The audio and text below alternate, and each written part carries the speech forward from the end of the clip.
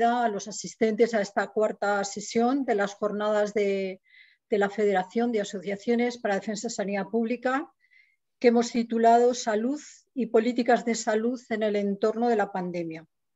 Bueno, yo me voy a presentar, soy Carmen Sánchez, soy neumóloga, diplomada en salud pública y he pasado mi vida laboral en un hospital de Zaragoza. Pertenezco a la Asociación para la Defensa de Sanidad Pública de Aragón desde su fundación y también a la Plataforma en Defensa de la Salud Mental de Aragón. Desde el 2013 esta plataforma reúne a profesionales, a usuarios, a familiares junto a 21 organizaciones y colectivos. La pandemia ha hecho aflorar una realidad que nos afecta a nivel social, a nivel biológico y a nivel psicológico, pero a nivel de asistencia sanitaria, sobre todo, preferentemente a nivel de salud mental, no partimos de una buena situación de nuestro sistema sanitario. El sistema ha sido sometido, como todos sabemos, durante más de una década a políticas de recorte que lo han hecho muy vulnerable. Los riesgos para la salud mental se han incrementado, hay incertidumbres, noticias cambiantes del día a día, situaciones de aislamiento, miedo a perder el trabajo, los duelos. El nivel de precarización extrema de ciertos sectores se refleja en su salud mental. Y hay estudios que lo reflejan. Hace unos días se presentó un estudio de comisiones obreras aquí en Aragón que analizaba la situación de las trabajadoras en residencias de mayores y en residencias de discapacitados psíquicos. Si en el 2019 2 de cada 10 mujeres ya consumían psicofármacos, en la pandemia el consumo es de un 64% de las encuestadas. Otros estudios también señalan que un 30% del personal médico toman hipnóticos con frecuencia. Hay, como digo, cada vez más estudios, hay muchos interrogantes todavía sobre cómo afrontar la situación. A mí particularmente, y yo creo que está un poco en la opinión general, interrogantes sobre cómo vamos a seguir con una atención de salud mental mayoritariamente centrada en el modelo biomédico o vamos a seguir o conseguir otro tipo de atención o promover otro tipo de atención de salud mental. Y a nivel participativo también es otra de las cuestiones que me interesan. ¿Cuál va a ser el papel que debemos jugar los colectivos sociales organizados en defensa de la salud mental? Bueno, propongo estas dos cuestiones porque me parecen de interés, pero yo creo que van a salir muchas otras cuestiones y para profundizar esto tenemos a 3 intervinientes de lujo. Les agradecemos mucho su participación, pero antes de presentar a cada uno de ellos, yo haré la presentación previa a su intervención. Voy a decir unas cuestiones de orden. Van a tener 15 minutos de intervención cada uno, luego iremos un tiempo de preguntas o comentarios que sean muy breves, se harán preferentemente por el chat y también se podrán realizar intervenciones breves. Para ello se puede pedir la palabra o bien por el chat, yo lo prefiero, o bien levantar el icono de mano de la aplicación. Recuerdo que a veces se nos olvida bajar la mano y entonces puede liarnos un poco a la hora de dar las palabras. Bueno, como decía antes Marciano, recomendamos también desconectar los micrófonos y las cámaras durante la intervención de los ponentes.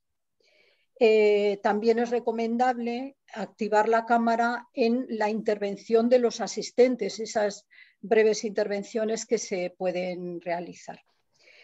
Muy bien, pues ya voy a pasar a la presentación de Iñaki Márquez, que va a ser el primer interviniente.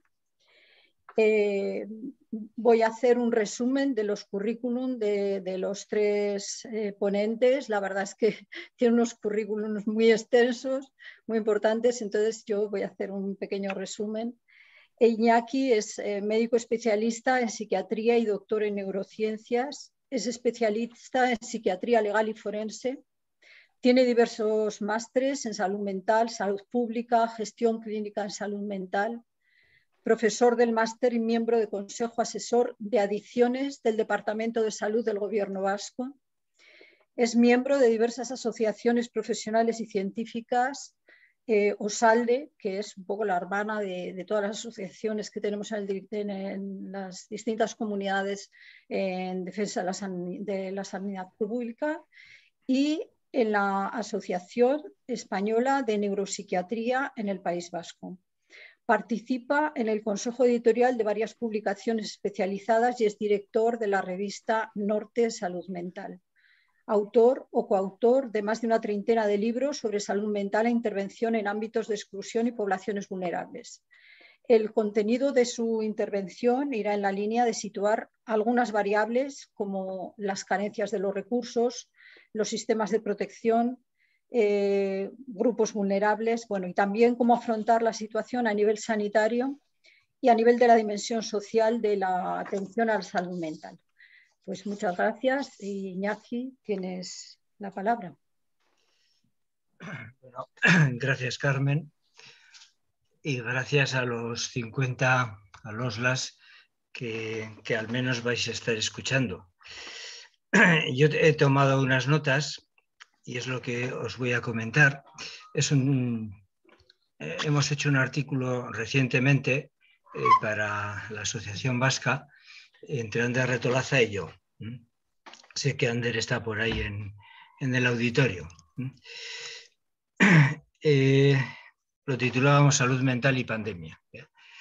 Es verdad que después de más de un año de pandemia nos estamos encontrando en un momento clave con sus muchos retos. Un reto en concreto nunca antes enfrentado, el de la vacunación masiva de la población en un tiempo récord, de modo acelerado. Y esto, más toda la pandemia, pues nos ha resituado en un panorama hasta ahora desconocido y con demasiadas fotografías que no nos podíamos imaginar, porque son fotografías, algunas tenebrosas, algunas borrosas. Bueno, teníamos nuestras dudas sobre el sistema de salud, los sistemas de salud, pero no nos imaginábamos que era para tanto. Un apartado puede ir en torno a las variables presentes. Estamos viendo cómo en toda Europa se han apreciado límites, se han apreciado fisuras del estado de bienestar. En el ámbito español, quizá de una forma más intensa, se han evidenciado las carencias de nuestros sistemas de protección, de los recursos humanos, de los recursos tecnológicos, de los programas asistenciales. Se ha visualizado la insuficiente inversión en la sanidad pública y el insuficiente desarrollo del sistema de atención social. No nos imaginábamos que era para tanto, insisto. Hemos comprobado cómo ya no solo es una crisis sanitaria, hay algunos que lo han desarrollado con más intensidad. Ahí está la crisis social, económica, climática, cultural, etcétera, etcétera, que hacen que veamos más gravedad ante todas estas carencias estructurales de nuestro sistema de protección, incluida la atención a la salud mental, claro. Hay gente que ha querido ligar esta cuestión con las pocas supuestamente protestas.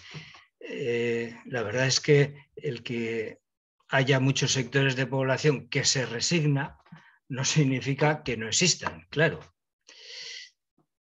Estamos viendo o hemos ido visualizando muchos grupos vulnerables, los mayores, pero no solo los mayores o no solo las personas mayores en residencias, que fueron las primeras fotografías trágicas que pudimos observar. Hay muchas personas que viven solas, mucho paciente crónico o con morbilidad de riesgo.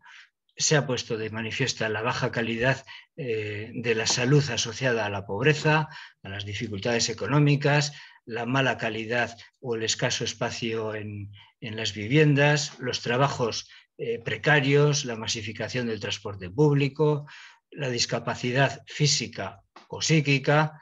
O sea, todo esto son elementos, son factores que han ido contribuyendo al contagio y a la mayor extensión de la pandemia. Claro, no solo, al mismo tiempo hemos ido oyendo, visualizando otros elementos. Alta prevalencia entre la gente sin hogar, la criminalización de la población migrante, las situaciones de violencia de género en importantes bolsas de personas, de familias que estaban confinadas. Y al mismo tiempo hemos visto que se han producido escasas acciones para abordar este tipo de cuestiones. Y no hay que olvidar un grupo que se le suele considerar poco, el de la población joven. Ahí está la infancia, la adolescencia, la juventud, que es una población alta numéricamente, que lo han pasado mal. Han aparecido en escena un buen número de trastornos, un buen número de sintomatología en sectores de población joven, y la verdad es que se ha hecho bien poco en el ámbito educativo o en el ámbito o desde las administraciones públicas. Está el personal sanitario, personal sobre todo de mujeres, los estamentos auxiliares con más baja cualificación y con empleos más precarios. Hayan aparecido en escena la inmensa labor del sector de la limpieza, del sector de la alimentación, de los olvidados siempre, población acompañante de mayores, casi siempre a quienes se les considera muy poco. Bueno, pues hay mucha población con síntomas, con problemas de ansiedad, de angustia, de estrés, trastornos del humor, etc. Si vamos a estas cuestiones, a las consecuencias inmediatas y previsibles, estamos viendo o estamos siendo testigos de un importante ruido mediático, demasiado, con decisiones políticas no muy congruentes en ocasiones, decisiones poco coordinadas, no siempre adecuadas a las evidencias científicas, con demasiada cautela, muy defensivas, muy temerosas ante posibles errores por parte de las administraciones públicas, por parte de los responsables políticos, por parte de los gestores, y me refiero a todo el recorrido de esta pandemia. Ahora con las vacunas, antes con los rastreos y confinamientos, en todas las tomas de decisión de importancia ha habido fallas por todas las esquinas, muchas vías de agua. Es verdad que en algunas autonomías ha sido mucho más escandaloso. Algunos por el norte consideramos que ha habido muchas fallas, pero es que lo nuestro es un lujo cuando nos miramos en el espejo de la Comunidad de Madrid. La Comunidad de Madrid entendemos que es el modelo justo a no seguir. Si vamos a la cuestión de los grupos de casos, bueno, pues sabemos que hay muchos casos nuevos, pero habría que decir de una sintomatología leve, como para no poner la etiqueta de caso psiquiátrico.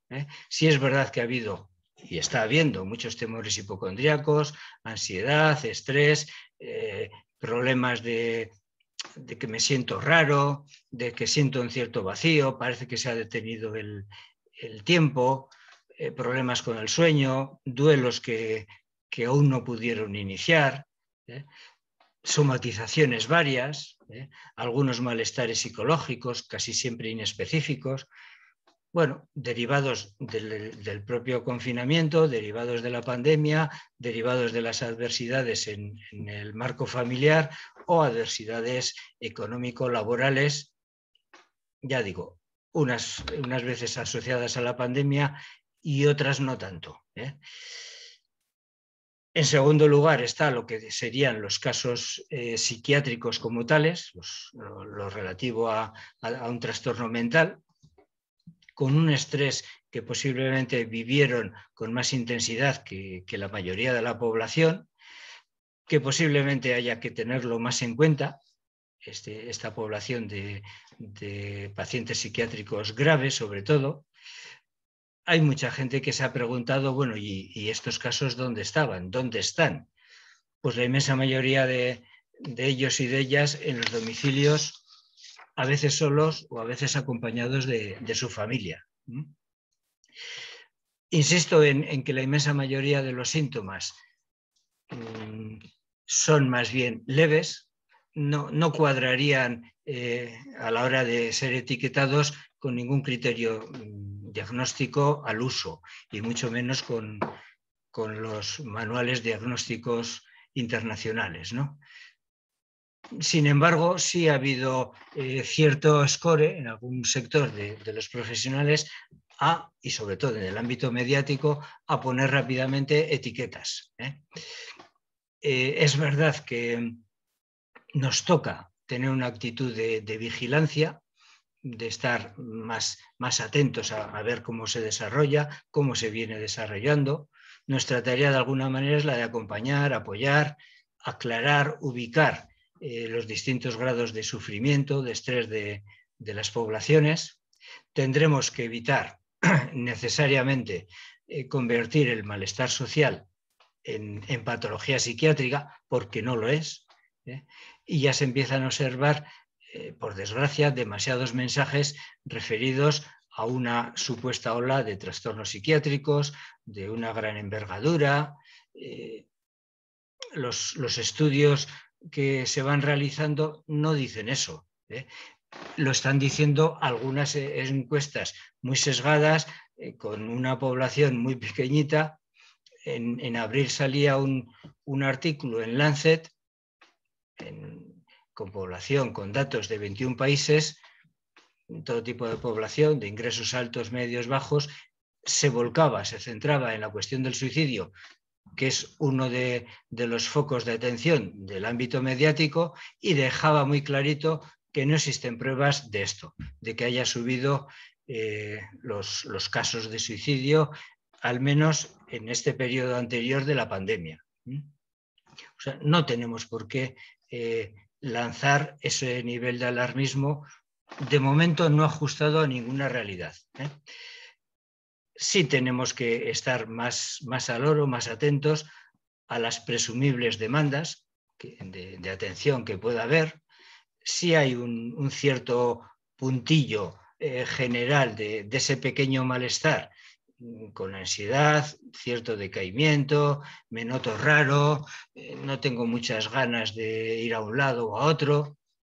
Ya, pero eso, que sin duda está ligado a la pandemia, no es etiquetable con un diagnóstico psiquiátrico serio, severo, ni mucho menos.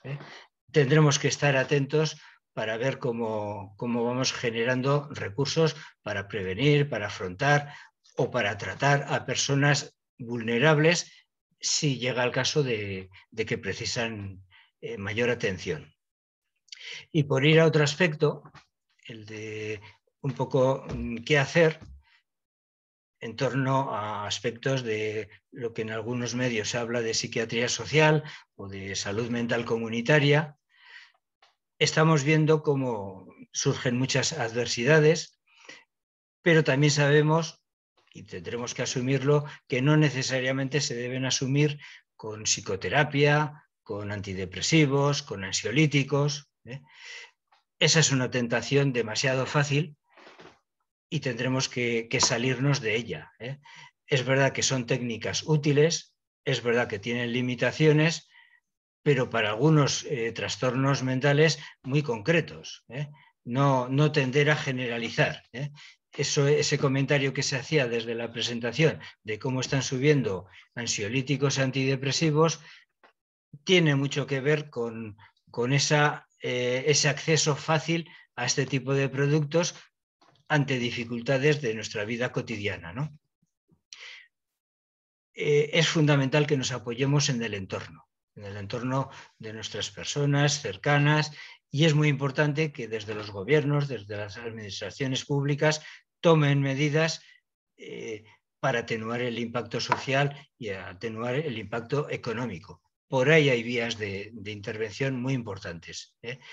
Estamos obligados a aprender mucho en esta pandemia, estamos obligados a ir generando muchos lazos en el ámbito comunitario, pero también tenemos que saber que existen muchos intereses económicos que nos van a incitar a tentaciones de intervenciones de tecnología punta, de que lo económicamente, lo caro es lo que es bueno. Luego, eso del apoyo, eso de ese ámbito comunitario, eso de apoyarse entre personas, aunque sean del medio familiar, está devaluado. Y se va a insistir necesariamente, nos dirán, en medicalizar, en psiquiatrizar todo tipo de malestar psicológico que no son más que problemas de la vida. Caeremos en la trampa si nos dejamos inducir hacia esos territorios. Sí es cierto que es el momento de exigir un fortalecimiento de los equipos sanitarios y sociales, especialmente en atención primaria, y también en ese amplio campo de lo sociosanitario. Y lo sociosanitario no es solo el ámbito de las residencias de mayores, es mucho más amplio. La actual crisis nos ha colocado en una ventana de oportunidades para poder ver cómo teníamos el percal, nuestra situación real. En nuestro país, la salud mental, todo el mundo asume que está infradotada, que tiene una presencia muy desigual según los territorios o según las comunidades autónomas. No solo necesitamos mayor inversión, sino que también estamos obligados a echar otras miradas hacia cómo tenemos los recursos, hacia cómo están de coordinación, de organización, de formación de todos los sectores profesionales implicados, y de ir consolidando recursos profesionales, sociales, en nuestras redes comunitarias. Desde luego, una mejor salud mental va a necesitar de dispositivos de atención psicoterapéutica, de inclusión de los usuarios, de una buena coordinación con movimiento asociativo de familiares, de grupos de autoayuda. Es decir, tener mayor acento en lo comunitario. Por ahí han de caminar nuestras herramientas, y son herramientas muy importantes la escucha y el acompañamiento, que no se nos olvide. Y para eso no se necesita necesariamente un dispositivo, un centro de salud mental o un centro de atención primaria. Pero sí necesitamos tiempo para escuchar a toda persona afectada. Estamos en medio de un escenario complejo, con muchas incertidumbres, pero vamos viendo que van surgiendo opciones esperanzadoras en lo que tiene que ver con las vacunas, en lo que tiene que ver con aspectos de tratamiento o en lo que tiene que ver con nuevas formas de intervención. En esta pandemia, en el discurso se ha sobredimensionado todo lo que tiene que ver con la telemedicina, con la teleasistencia. Ahora nos falta aplicarlo, que no se quede solo en el papel, en el discurso. La verdad es que, y termino con esto, pocas veces se ha hecho tan visible como ahora la evidencia con la que los determinantes sociales y de género impactan sobre la salud y la enfermedad. Pero, de nuevo, que no nos quedemos con el eslogan. La trascendencia de esto es que tendremos que proponer como ineludible la dimensión social de la psiquiatría y de la psicología. O sea, la psiquiatría y la psicología perfectamente puede ser integrada en ese ámbito de lo comunitario, donde necesariamente atención primaria ha de tener un espacio preponderante. Bueno, pues muchas gracias.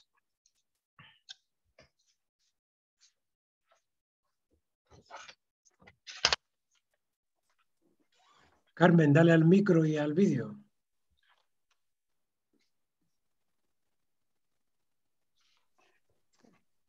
Bueno, muchas gracias, Iñaki, por la intervención.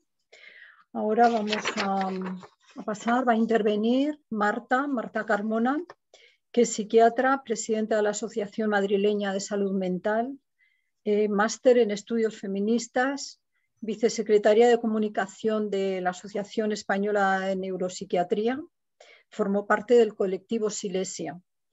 Ha coordinado el libro Transpsiquiatría, abordajes queer en salud mental, autora de uno de los capítulos de Salubrismo o Barbarie. Está preparando otro libro sobre salubrismo y salud mental titulado Transformar los barrios para una mejor salud mental.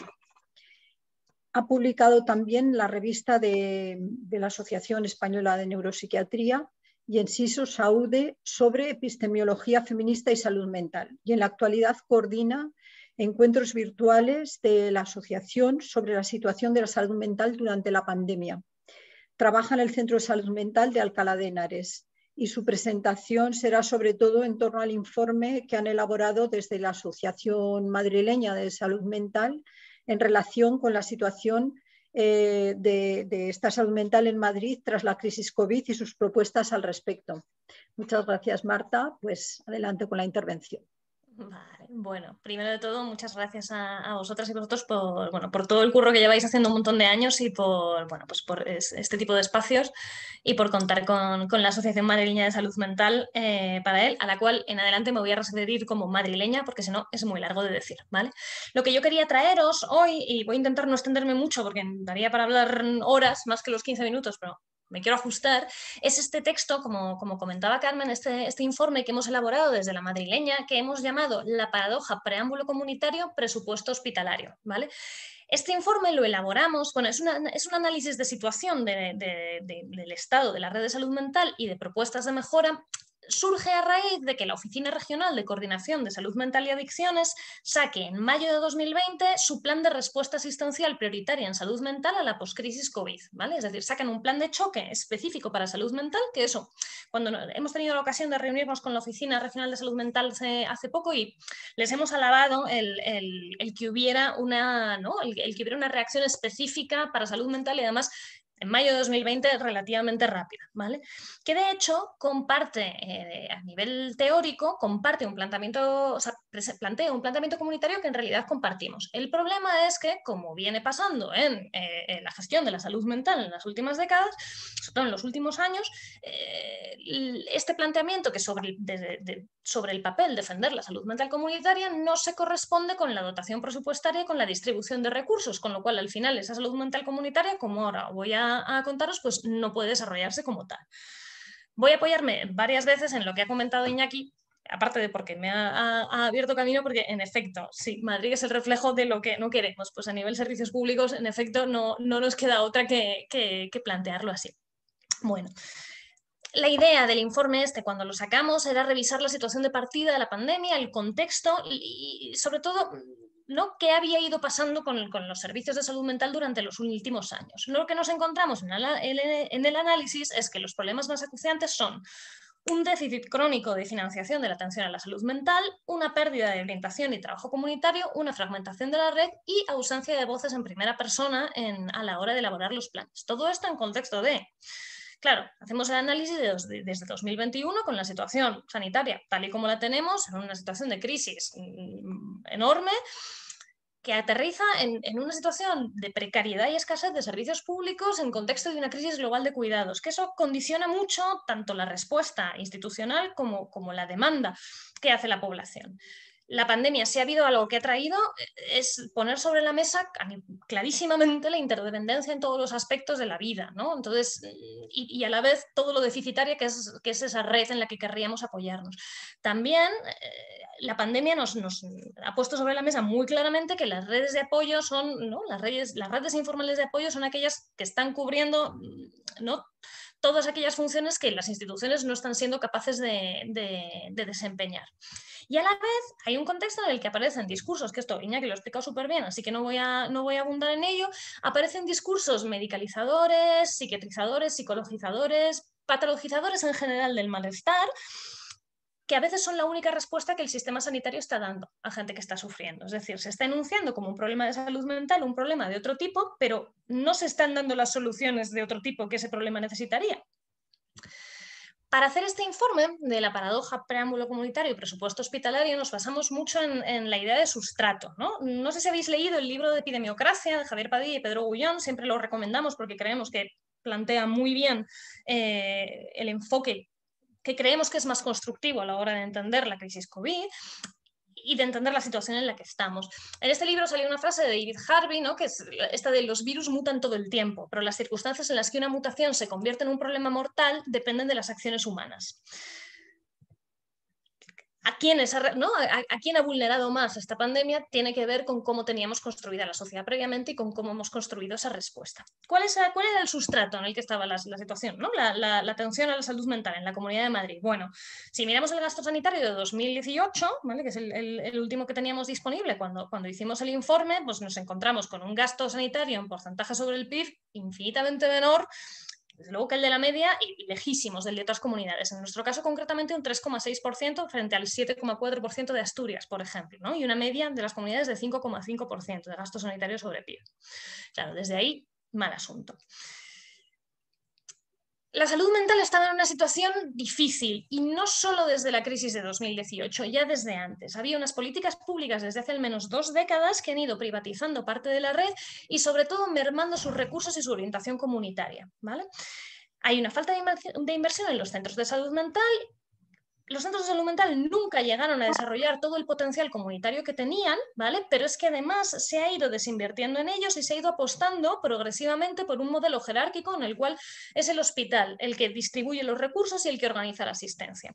En paralelo a la desinversión en los recursos comunitarios, aumenta la inversión en recursos de hospitalización de corta, de media y sobre todo de larga estancia, lo cual nos parece un indicador clarísimo del fracaso del sistema de los servicios de salud mental comunitarios. No porque no creamos en ese formato, sino porque al no dotarlo suficientemente, pues colapsa y no puede desempeñar sus funciones. Hay que tener en cuenta que el objetivo de los servicios de salud mental comunitaria no es solo dar asistencia, es también la prevención de la exclusión y la defensa de los derechos de las personas con diagnóstico de trastorno mental grave. Entonces se genera una profecía autocumplida. Como no invierto en los recursos comunitarios, se me dispara la demanda de centros de larga estancia. Se hizo una reforma psiquiátrica intentando desmanicomializar la asistencia a los problemas de salud mental, se crean unas redes de salud mental comunitaria, no se las deja funcionar y entonces, ¿qué es lo que pasa? Que se remanicomializan, ¿no? Que es una palabra difícil de decir, pero más terrible de ver todavía. Es verdad que el plan de salud mental de la Comunidad de Madrid, el último, el que está vigente, 2018-2020, suponía un ligero cambio de tendencia en eso, ¿vale? Pero como veníamos de 2 décadas de otra dinámica, este cambio no es suficiente, ¿no? Y entonces los ratios de profesionales de continuidad de cuidados, que son los que vertebran, ¿no? los equipos de continuidad de cuidados son los que vertebran este programa, ¿no? Esta mentalidad comunitaria de los centros de salud mental.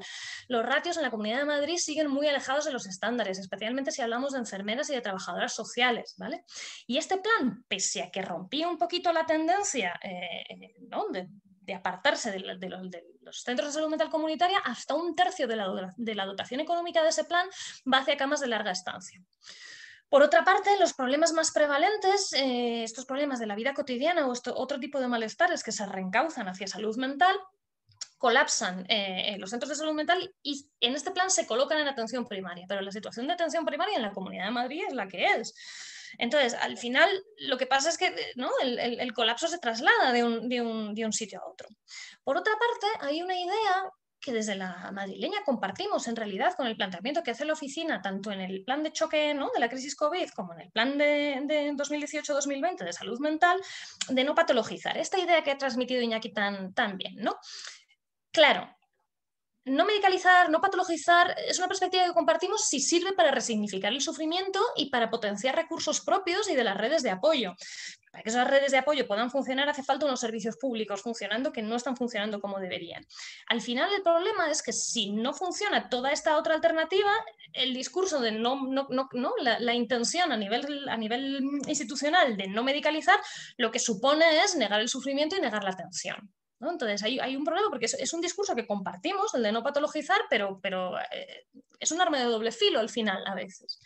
En el contexto de la Comunidad de Madrid, que el grueso de la inversión se ha ido al Hospital Enfermería Isabel Zendal, que no voy a entrar a abundar en detalles, pero claro, no sé si es la inversión que más necesitábamos, mientras la atención primaria colapsaba delante de nuestros ojos, se producía pues un deterioro de la calidad asistencial enorme, un sufrimiento enorme de los profesionales y sobre todo la pérdida de las grandes bazas de la atención primaria, que son la longitudinalidad, la continuidad asistencial y sobre todo la accesibilidad. De repente, ¿no? El sector más accesible del sistema sanitario se volvía algo muy, muy difícil de acceder. Claro, una de las preguntas que nos hacemos en salud mental es si las personas más vulnerables o más vulneradas por problemas de salud mental no están teniendo más problemas de accesibilidad aún, ¿no? Ahí el servicio de salud mental en este contexto se convierte en algo que dice Belén González Callado, que es una psiquiatra que está en la junta de la madrileña, que me gusta mucho la expresión que utiliza, que es que salud mental se convierte en un taquígrafo del desastre, ¿no? Al final esto pasó en la crisis de 2008 ya un poco, pero ahora vuelve a pasar. Al final, como no hay otro tipo de respuesta institucional a esos malestares que desde fuera se patologizan, pero a la vez por la infradotación y por la mala dotación de los servicios de salud mental comunitaria, lo único que podemos hacer con ese sufrimiento y con todo ese malestar que nos llega es tomar acta de él y ser conscientes de él. Podemos legitimarlo, podemos intentar trabajarlo, pero no estamos pudiendo dar la respuesta que la sociedad necesitaría, ¿vale? Bueno. No voy a entrar en daros muchísimos detalles de la respuesta inmediata del plan de la Comunidad de Madrid, ¿vale? Pero sí que es verdad que salió en mayo de 2020 y ellos, cuando nos hemos reunido con ellos, esta crítica que nosotros hacemos, explican que ellos priorizaron sacar una respuesta inmediata, que es verdad, ¿vale? Pero la respuesta que sacan del refuerzo de los profesionales, que es verdad que se contrataron muchas psiquiatras y psicólogas, pero sobre todo se destinaron a hospitales. Es verdad que en mayo de 2020 eran los recursos que más colapsados estaban. Pero estamos en abril de 2021, el colapso se ha ido trasladando, esos refuerzos siguen donde estaban, entonces, bueno, al final nos da la sensación de que se perpetúa este modelo de políticas de salud mental de priorizar lo hospitalario frente a lo comunitario, ¿vale? La oficina sostiene que en los próximos planes eso no va a ser así y es verdad que la tendencia del plan anterior era un poquito diferente, pero al final venimos de un contexto de muchas décadas de la misma mentalidad. Junto a esto, a la preocupación de cómo se ha hecho desde la rama sanitaria, en la madrileña estamos profundamente preocupadas por qué está pasando en la red de rehabilitación psicosocial, ¿vale? Para quien no conozca el mundo de la salud mental, la rehabilitación o el proceso de apoyo a la recuperación de los pacientes más graves se lleva a cabo en lo que llamamos la red de rehabilitación psicosocial, ¿vale? Que, salvo excepciones, aunque se incluye en la cartera de servicios del Sistema Nacional de Salud, no se suele prestar desde el sistema sanitario, ¿vale? En el caso concreto de la comunidad, bueno, en todo el Estado, pero voy a hablar más específicamente de la situación de Madrid. Es una red muy diversa, ¿vale? Contiene desde centros de día, centros de rehabilitación laboral, equipos de apoyo sociocomunitario que trabajan a nivel individual para facilitar la reincorporación del usuario a la comunidad. Incluyen también muchos centros con camas de media y larga estancia, estas que decimos que se está disparando la demanda ante el fracaso del funcionamiento comunitario. Pero también en la red de rehabilitación están las mini residencias, los pisos supervisados, que suponen un intento no tan manicomializador, no tan patologizador en ese sentido, ¿no? que más abocado a la recuperación. Hay que entender que la red de rehabilitación no es algo complementario a la atención que se da desde el sistema sanitario, ¿vale? Para las personas con diagnóstico de trastorno mental grave, sino que es una parte imprescindible de esa atención. A lo mejor no todas las personas que con ese diagnóstico van a hacer uso de esta red, pero es un servicio de salud mental que quiera dar una respuesta completa y centrada en el sujeto, necesita una red de rehabilitación potente, ¿vale? Esta red se crea a lo largo de los 80 y crece durante las décadas siguientes, en general bajo los organismos responsables de servicios sociales, ¿vale? En el caso de Madrid en concreto es lo que la lleva la que ahora es la Consejería de Políticas Sociales, Familia, Igualdad y Natalidad. Claro, ¿qué es lo que pasa en esta red? No estamos hablando, como en sanidad, de una red pública que ha ido siendo sometida a un proceso progresivo de privatización o de nuevas formas de gestión que esconden una privatización. Aquí, salvo contadas excepciones, estamos hablando de una red que se ha desarrollado desde su inicio en forma de conciertos y concesiones. A veces desde asociaciones de familiares usuarios, a veces desde fundaciones o entidades sin ánimo de lucro formadas por profesionales interesados en lo social, ¿vale? Surge desde el principio con este modo mixto de concesiones, conciertos. problema es que con la liberalización de servicios sociales en los últimos años aparecen empresas mercantiles en este sector. Esto no pasa solo en salud mental, en la atención a mayores también ha pasado, en la atención a discapacidad también, pero en concreto en salud mental y en la Comunidad de Madrid hay algo profundamente preocupante, y es que una de las empresas que gestiona un gran número de recursos en la Comunidad de Madrid ha sido adquirida por un fondo de inversión, uno de esos fondos que podríamos denominar fondos buitre, ¿vale? Que reconoce abiertamente entre sus objetivos la rentabilidad. Claro, mientras que las asociaciones y las fundaciones llevan implícita la defensa de los derechos, ¿no?, consustancialmente su ética, al margen de que podamos estar en acuerdo o en desacuerdo con ese modelo de gestión en conciertos, claro, ya esto es un salto, ¿no? Esto es un cambio de reglas de juego, ¿no? De repente la empresa mercantil viene con otra mentalidad, ¿no? Y una de las cosas que aporta es que tienen la capacidad de ofrecer costes mucho más bajos, ¿no?, entrando el elemento precio como determinante en las contrataciones. Entonces, lo que nos preocupa no es solo la aparición del fondo de inversión, sino la conclusión más evidente, y es que se están consiguiendo hacer con muchos conciertos y concesiones en cada vez más áreas a base de plantear proyectos con bajadas temerarias de presupuesto, ¿vale? Pese a que en teoría existe un compromiso para evitar estas bajadas temerarias. Claro, recordemos que ya antes de la crisis COVID, la salud mental estaba en un momento de impasse histórico, como ya ha pasado muchas veces en la atención a la salud mental, porque hay un conflicto no resuelto y tenemos pendiente una transformación y un cambio cultural a la hora de diseñar y de plantear los servicios para que la atención se base más en los derechos humanos de lo que hace ahora. Las redes de salud mental, aún a día de hoy, por desgracia, y tiene mucho que ver con que ese potencial comunitario de las redes de salud mental no se haya desarrollado en su máximo esplendor, aún depende muy estructuralmente de la coerción, cosa que ni la ciudadanía desea ni los propios profesionales de salud mental deseamos. Pero el problema es que si ese modelo de salud mental comunitaria se queda a medias, pues no funciona bien. Y si no funciona bien, necesitamos este modelo de camas de media y larga estancia, ¿no? Esto que comentábamos antes y que abundamos en el informe. Entonces, bueno, dentro de los tres grupos que consideramos más vulnerados y más, ¿no?, y con una atención a la salud mental más precarizada, las personas mayores, en fin, la Comunidad de Madrid, pues no os tengo que contar por qué lo decimos, la infancia, la adolescencia y la juventud, y sobre todo las personas en situación de exclusión social, y sobre todo dentro de este grupo aquellas personas que no tienen alternativa habitacional. Una de las cosas más graves que consideramos es toda esta dificultad en la accesibilidad que se ha generado, pero que es que además consideramos que aquellas personas, esto es para el sufrimiento psíquico, sea derivado de malestares de la vida o sea por lo que entenderíamos como trastornos mentales, con esas dificultades añadidas que no son estos diagnósticos de trastorno mental grave, esas condiciones de vida que generan ese sufrimiento. Si la accesibilidad es difícil para todos, consideramos que para estos grupos particularmente vulnerados y para las personas con diagnóstico de trastorno mental grave también. Si la red de salud mental en su parte sanitaria está precarizada, como decimos, y la red de rehabilitación psicosocial también está precarizada y además está empezando a estar en manos de fondos buitre, pues estamos ante una situación profundamente preocupante, ¿vale? Y bueno, esto es más o menos lo que os quería traer, luego si queréis abundamos más.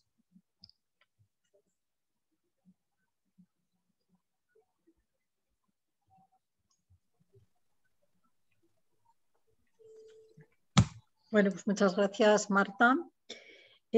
Ahora Rebeca Gómez Martín va a intervenir. Es licenciada en Psicología, especializada en Psicología Clínica, diversos máster en Psicología, posgrado en Psicología de Urgencias, Emergencias y Catástrofes.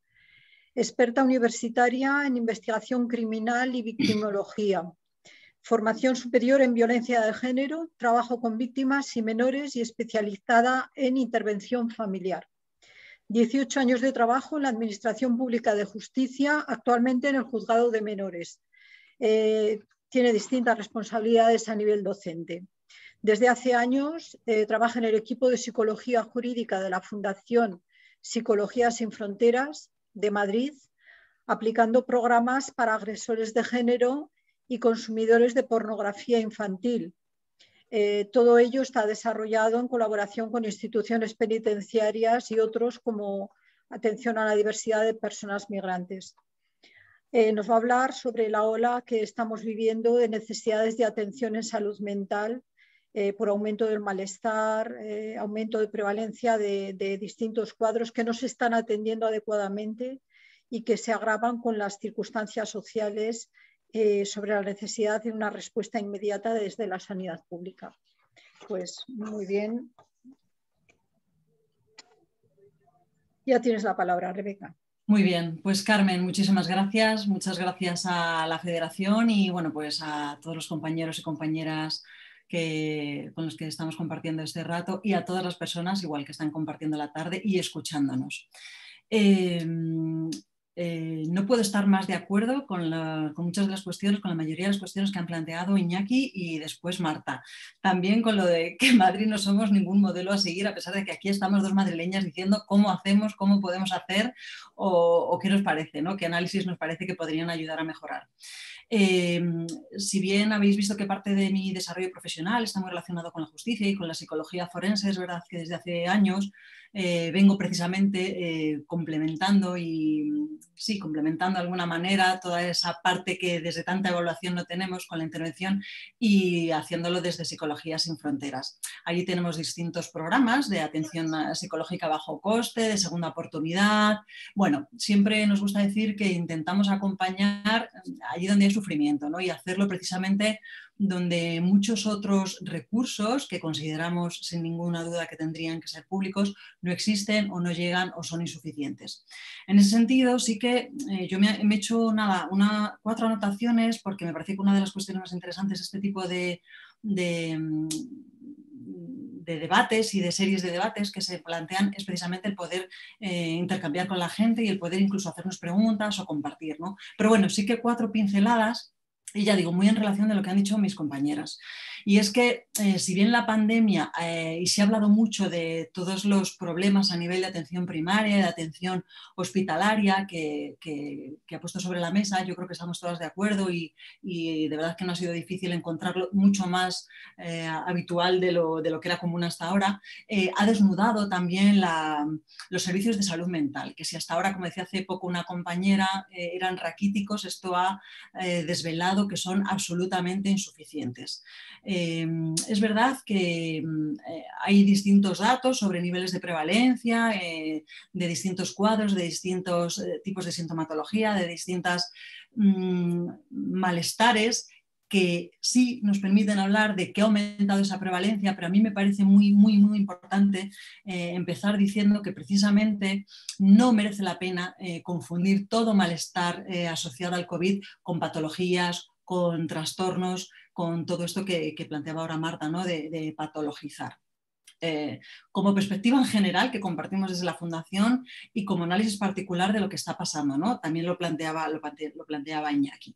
Entonces, se ha hablado, me acuerdo antes de Navidades, cuando se planteaba ya y se hablaba de que la tercera ola, porque estábamos todavía inmersos yo creo en la segunda, que la tercera ola sería la mental, ¿no? La de la salud mental. Y después vino la tercera, a nivel de contagios, estamos en principio en la cuarta y todo esto de la salud mental va planeando en paralelo con el desarrollo, bueno, pues de la pandemia, ¿no? Yo sí me atrevo a decir, yo creo que estamos todos de acuerdo también en que esto ha supuesto un malestar general, una elevación de muchísimos, ya digo, prevalencia de sintomatologías, pero a nivel psicológico, a nivel psicosomático, a nivel sobre todo de trastornos adaptativos, de cuestiones muy relacionadas con la ansiedad, con la angustia y vemos viendo cómo va evolucionando más a historias más de tipo depresivo, ¿no? Entonces, yo no sé si la tercera ola será la mental, perdón, a ver si puedo conseguir pasar la diapositiva. O solo será, o a qué secuelas tendremos que hacer frente, ¿no? Que todavía no lo sabemos, pero sí nos atrevemos, ya digo, a decir que esto no solo ha revelado la insuficiencia de los recursos, sino además la necesidad de innovar y de adaptar muchos de los que ya teníamos, ¿no? Y esto nos lleva a plantearnos muchas cuestiones relacionadas con el tipo de relación, en concreto en psicología, que tenemos para contactar con las personas. Esto en la Fundación nos ha supuesto tener que adaptar sobre la marcha muchas de las atenciones que venían siendo cara a cara a una posibilidad telemática. Y vemos que es una demanda generalizada de muchos de los profesionales que atienden en salud mental, ¿no? Entonces, bueno, no solo más recursos, sino más adaptados y sin miedo a innovar y ya digo, y a crear, ¿no? Es verdad que parece constatado también que se produjo un bajón en la atención, tanto en la atención en los servicios de salud mental, tanto en el confinamiento domiciliario como después en esas primeras olas, que sí que parecían, que permitían, que pudiéramos decir que se estaba a lo mejor... que estaban obligando a un acceso excesivo a esa medicalización, ¿no? En la forma de respuesta. Mayores ansiolíticos, más contención en los ingresos. Bueno, se puede entender, estamos viendo cómo estaban colapsados algunos servicios que eran los que hasta ese momento tenían que estar dando respuesta. Pero entonces, ¿qué va siendo de estas personas que se van quedando con esa atención a medias o directamente sin atender, ¿no? Decía el compañero, el presidente de la Sociedad de Psicología Clínica, el Servicio Público de Andalucía, que esto no se entendería en pacientes, por ejemplo, que lo que tienen que recibir es un antibiótico. No te podemos dejar a medias el antibiótico o darte solo medio antibiótico. Y sin embargo, en todo lo que tiene que ver con la salud mental y con la atención psicosocial, sí, no nos está importando, no está importando que se atienda a medias o que directamente se deje sin atender, ¿no? Entonces, bueno, yo creo que, como ya habéis dicho, la pandemia está poniendo en manifiesto muchos problemas. Esta visibilización creo que puede ser una oportunidad. Yo soy partidaria de intentar hacer una lectura positiva, no solo para lo que nos supone ahora de reconocer en lo que estamos, sino de hacia dónde tenemos que caminar, ¿no? Pero bueno, es verdad que eso no quiere decir que no podamos ser críticos. Este mismo compañero decía que el más importante de los recursos tiene que ser el de las personas, el de los recursos humanos, ¿no? Pero bueno, como os ponía ahí, eso no puede dejarnos de atender a que en realidad esto tiene que ver con una situación previa, con una situación estructural previa que ya existía, como también han comentado mis compañeros antes, a la que se suman todas las condiciones que, derivadas de la pandemia, tienen que afrontar muchas de las personas que aparte tengan la situación a nivel psicológico que tengan, ¿no?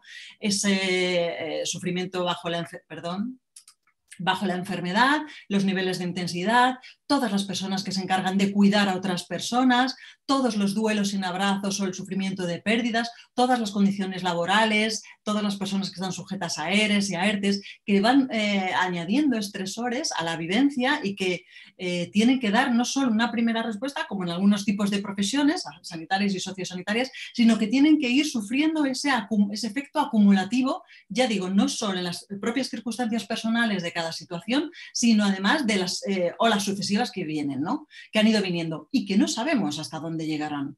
Y que no sabemos, ya digo, además, cómo vamos a ir gestionando el efecto de las propias secuelas de haber sufrido eso. Bueno, como decíamos, es verdad que ese atajo en las respuestas a través de los fármacos, yo creo que queda por confirmar algunos datos. España ya somos uno de los países, creo que triplicamos, si no me equivoco, el acceso, ¿no? El recurso a los psicofármacos respecto de Alemania, por ejemplo, y bueno, pues eso puede tener que ver también en cómo se está haciendo, ¿no? en la respuesta actual. Como decía, esa incertidumbre crónica, esa especie de carrera de fondo, de sensación de sumatorio y de acumulación un poco sin capacidad de control y sin solución de continuidad tiene que ver en este incremento de las prevalencias. Ya decía, en un primer momento eran mayores niveles de estrés, de ansiedad, veíamos más demandas relacionadas con este tipo de situaciones, de cuadros cuando lo son y si no simplemente de informe de malestar, que han ido evolucionando como a más tristeza, más depresión, a más desesperanza, ¿no? A una historia más anímica. Ya digo que seguramente tenga que ver con ese efecto acumulado y con esa falta de visión de cambio en función de las respuestas que se estuvieran ofreciendo, ¿no? Había quien estaba haciendo un afrontamiento de un tipo y eso muy mantenido en el tiempo va teniendo los propios efectos. Había quien lo estaba teniendo de otro y entonces ya venía, ¿no? Con carencias desde el principio. Bueno, obviamente se ha hablado de personas vulneradas, de personas con especiales dificultades y como no podemos estar más de acuerdo, desde la Fundación lo hemos comprobado, ha habido una mayor demanda de la atención psicológica y sobre todo por parte de las personas que tienen menos recursos, ¿no? Como decía, esto tiene que ver con esas dificultades al tratamiento, con esa desatención y con insuficiencias, insisto, que merece la pena recordar que venían de antes, que venían muy imbricadas en el sistema y en cómo está el sistema y en todo lo que nos ha contado Marta. Sí que es verdad que a mí me parece importante también explicar que intento, al menos en las personas a las que yo acompaño, que hay que empezar, o yo estoy intentando empezar a hacer una especie de cambio, entre comillas, en el discurso, una especie de preparación para el despegue, para una adaptación nueva, si me permitís así, porque es verdad que ante situaciones tan tremendas, tan movilizadoras de lo conocido hasta ahora, de la seguridad, de aspectos tan importantes, pues eso, como esa incertidumbre en la que sabemos que no se puede vivir porque necesitamos una creencia mínima de seguridad y de control para desarrollarnos de manera sana, y sabemos que estamos nacidos para vincularnos y que son todo cuestiones que ahora se han visto súper alteradas. Insisto, yo digo que a pesar de eso me parece que es importante que intentemos ir enfocándonos hacia una visión de esa capacidad increíble que tenemos los seres humanos de resiliencia. Sabemos que llevamos una mochila importante, una mochila de dolor, de duelo, de ansiedad, pero en esa mochila también llevamos cosas positivas, como todo lo que hemos aprendido, como muchas de las cuestiones que nos permiten ponernos a revisar que tenemos que cambiar. Hay eventos que yo creo que no son comparables a esto, pero que sí sabemos que fueron también de mucho repercusión y de mucha alarma social y psicosocial, como fue el 11S, y de los porcentajes que tenemos, sobre todo con estudios más a largo plazo que se hicieron después, entre el 33, lo tengo por aquí, el 55% de las personas mostraron una gran resiliencia frente a entre un 10 y un 30% de las personas que desarrollaron cuadros más de tipo depresivo. Bueno, pues vamos a pensar que esa capacidad la tenemos, que esa capacidad la tenemos en principio todos los seres humanos, y que eso sí, necesitamos atender y cubrir mínimamente todas estas cuestiones que ya sabemos que encima eso, en algunas personas en determinadas circunstancias producen un efecto sumatorio que redunda, claro que redunda en el sufrimiento y en la necesidad de acompañamiento a ese sufrimiento, y de verdad compartiendo absolutamente la visión despatologizadora y de no psicologizadora tampoco de todo lo que es malestar, como os ponía ahí, no todo el malestar son cuadros ni son trastornos. No puedo estar más de acuerdo con Marta en que eso no puede significar que no dotemos de recursos ni de atención a la red que se supone que tiene que suplir eso, ¿no? Porque si no, significa dejar todo ese sufrimiento al desnudo y de alguna manera al final es una especie de invisibilización o de no reconocimiento pues de la realidad de muchas personas que ya es lo que están viviendo. Así que bueno, hasta aquí mi parte, no quería tampoco alargarme mucho y ahora sí, dispuesta a cualquier cuestión de la que queráis que pueda completar o que pueda compartiros o añadir. Tenía un dato importante quizás sí deciros, y era el de las ratios, que es otro de los problemas estructurales, perdona, en España. Es muy desigual por comunidades, es verdad, pero la ratio es de 6 profesionales de la psicología clínica por cada 100.000 habitantes. Ya digo, con desigualdades importantes a nivel comunidades. Fijaros, 6 por cada 100.000 habitantes respecto a 18 de media europea y 26 en países de la OCDE. Bueno, pues eso, cuestiones que ya existían y que sabemos que tienen que ver con cómo estamos ahora. Hasta aquí por mi parte, como os decía, dispuesta a cualquier pregunta que me queráis hacer ahora.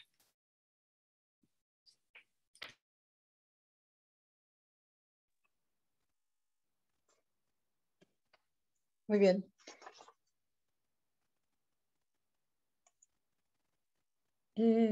Marciano, por favor, ¿me puedes poner el vídeo? Que parece que lo has detenido.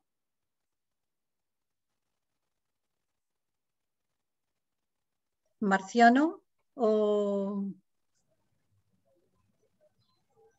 si es posible, a ver, es que no puedo manejar mi vídeo. Sergio, por favor, ¿me puedes poner la cámara?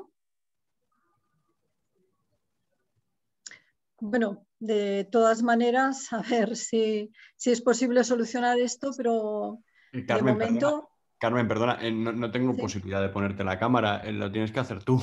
No, es que hay una señal que pone alerta de reunión. Sí, pero el administrador... No puede iniciar su vídeo porque el hospedador lo detuvo. Sí, el administrador que es Marciano, Claro. lo tiene por ahí. Claro, Vale. eso es. Soy yo, pero no puedo No te puedo poner la cámara, tienes que ser tú. La tienes que No, tener abajo. Donde es pone imposible. vídeo, Yo enciendo mi cámara y no, y dice que el hospedador la detuvo y yo no puedo hacer nada. yo la detuve en un momento, pero yo creo que a ver, pues hija, ahora ya no sé cómo hacerlo. Bueno, de cualquier Ah, espera, manera espera, ahí voy... está, iniciar vídeo. No, pero es el mío el que inició. Mira tu dedo, mira tu mano. Ay, coño.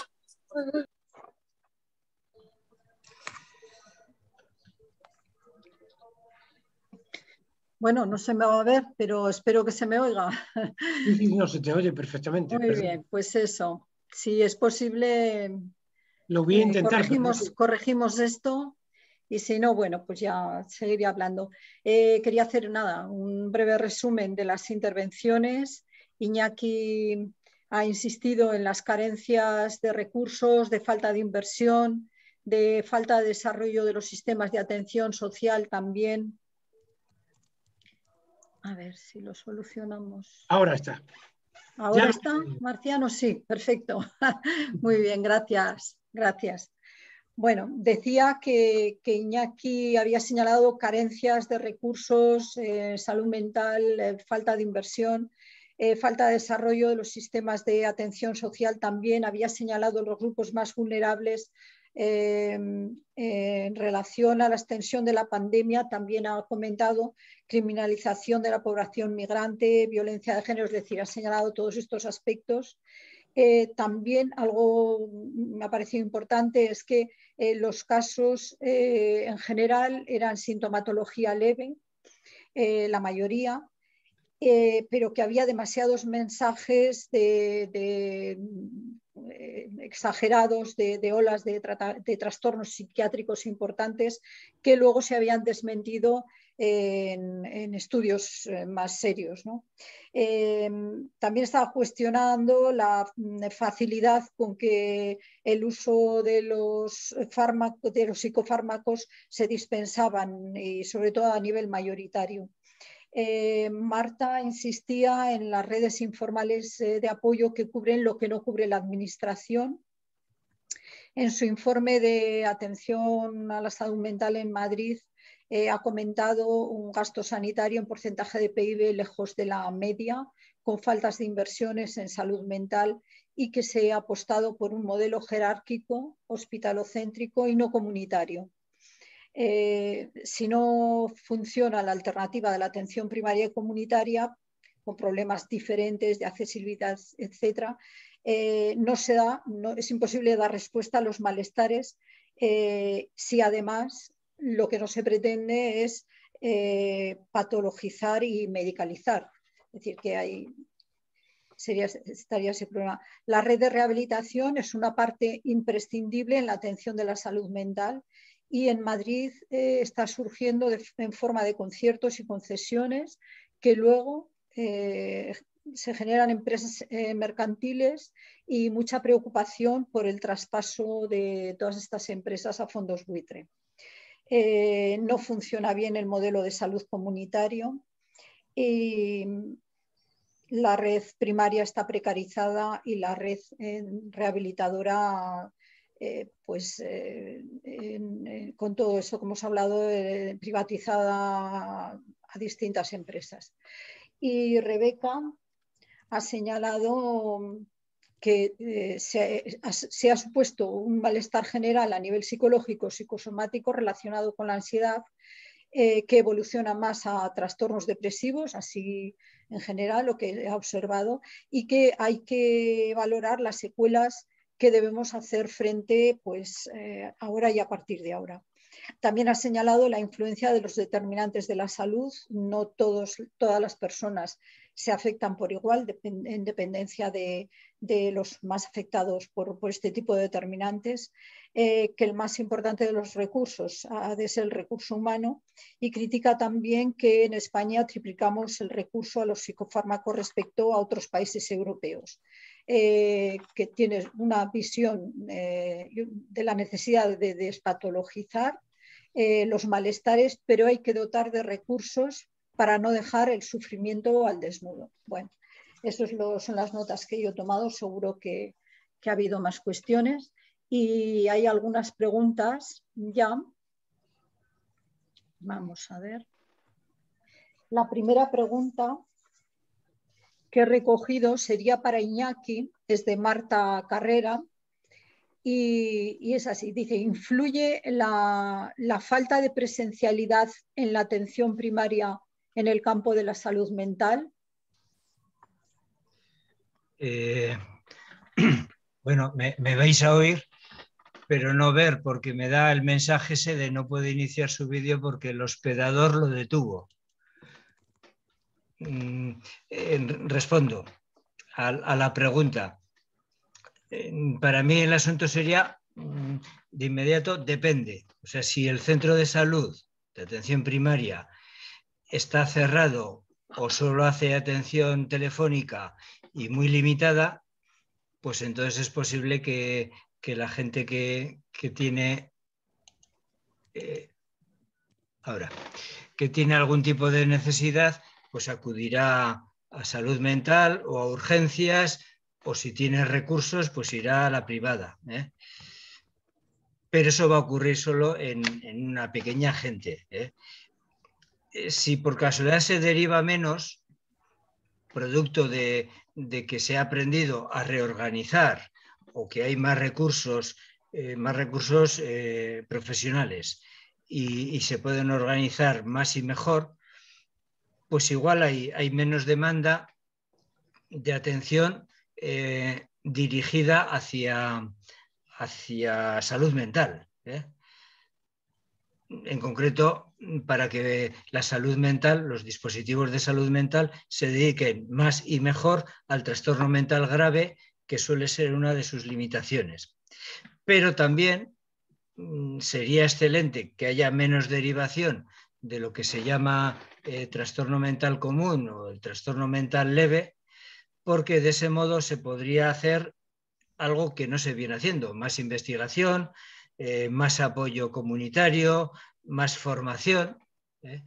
Y cuando digo formación no me refiero solo a formación entre profesionales de salud mental. Estos también colaboran en la capacitación de algunos equipos de atención primaria.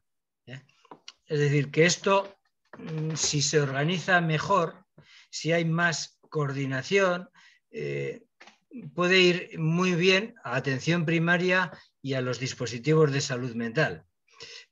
El problema es si seguimos con las muchas carencias actuales.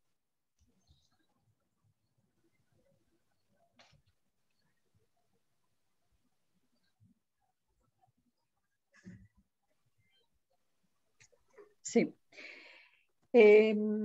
Bueno, ha habido saludos diferentes a nivel personal, pero también a nivel de plataformas. Están personas que representan a la plataforma del Hospital de Valdecans, plataforma de la Sanidad de Alcalá y de la Asociación Española de Neuropsiquiatría de Asturias.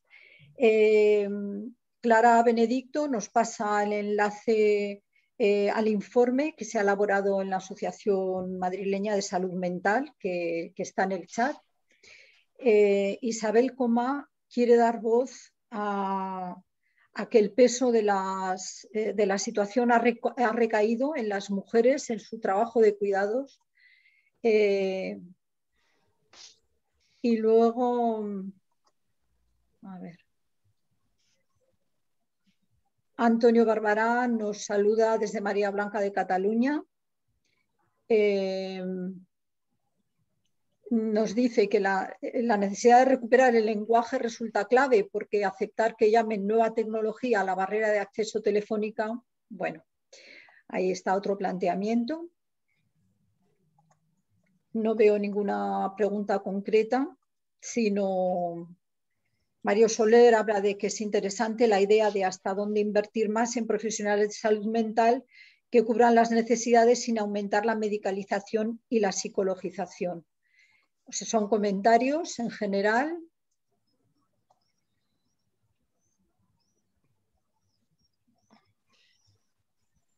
A mí sí me gustaría hacer un comentario sobre la cuestión de los psicofármacos, pero no sé si hay otras palabras. Bueno, Ander Retolaza ha pedido la palabra, ha levantado la mano. Ah, sí, con la manita. Exacto, Ander. Bueno, ¿me oís? ¿Me podéis oír? Porque ver no, yo os veo, pero ¿me podéis oír bien? Sí, se oye bien. Vale. Yo quería, dar paso a un debate, sobre todo una pregunta para Marta, ¿no? Porque yo creo que ella ha centrado muy bien la situación tan límite que hay en Madrid, pero que en lo fundamental, quizás sin llegar a un extremo tan grave, es la general del país. Me quiero referir sobre todo a toda la debilidad de la red comunitaria, al hospitalocentrismo rampante que tenemos en nuestro entorno. Yo también tengo miedo de que si hay presupuestos se vayan todos a los hospitales otra vez. Y entonces, bueno, pues estamos bajo el modelo biomédico y sin conseguir hacer mínimamente relevante, más bien hemos retrocedido sobre todo el modelo comunitario y social. Entonces, como en Madrid ya lleváis tiempo con esto y probablemente la situación más grave que tenéis os ha hecho reflexionar más, yo quería preguntarte si habéis reflexionado sobre alguna estrategia de salida. Yo creo que ahora no solo tenemos que ser sociales, sino también políticos, ¿no? Y tenemos que buscar los puntos débiles, para decirlo claro, del enemigo, de quien está en una situación real de oponerse a todo lo que hacemos. El modelo también en el que estamos inmersos, que es un modelo biomédico rampante. Quería ver si habéis planteado algún punto nodal de debilidad en ese enemigo, de fortaleza que tengamos nosotros. Estoy planteándolo en términos estratégicos porque no veo otra manera. ¿Y con qué alianzas podríamos contar para salir adelante? Porque si no, estamos en un agujero bastante fastidiado y nos vamos a tener que conformar con una muerte lenta. Lo siento, pero es así, salvo que haya un revulsivo total, ¿no? Entonces, espero que hayáis planteado algún aspecto de estrategia, de salida de algo, para que nos pongamos todos en marcha, porque si lo vuestro es más grave, lo de los demás está por ahí y nos vendrá bien para pensar una estrategia conjunta de salida. Muchas gracias. Mira, yo hay algo que he aprendido y agradezco muchísimo del activismo contra el cambio climático y es esta idea de que no nos podemos permitir el lujo del pesimismo. O sea, por cada momento que decimos nos van a vencer, hemos perdido, nos han de tal, se están perdiendo más y más cosas. Entonces, creo que hay que ir con todo, con defender el modelo comunitario, pero el modelo comunitario de verdad, no solamente el que se puso sobre el papel en su momento y nunca se ha llegado a defender, sino el modelo comunitario en el cual sin atención primaria no somos nada.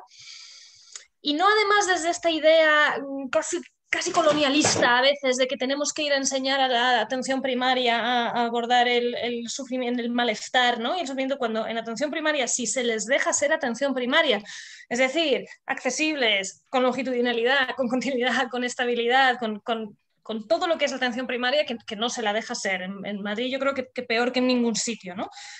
Pero si estamos con ellos y de verdad nos integramos en los barrios, los centros de salud mental se convierten en un nexo donde estén las asociaciones vecinales, donde tengan representación, donde todos los organismos, porque aunque estemos en un momento terrible por la gestión y por la administración para los servicios públicos, jolín, la sociedad civil está movilizada y está activa. Habrá habido momentos donde estaba más, no te digo yo que no, pero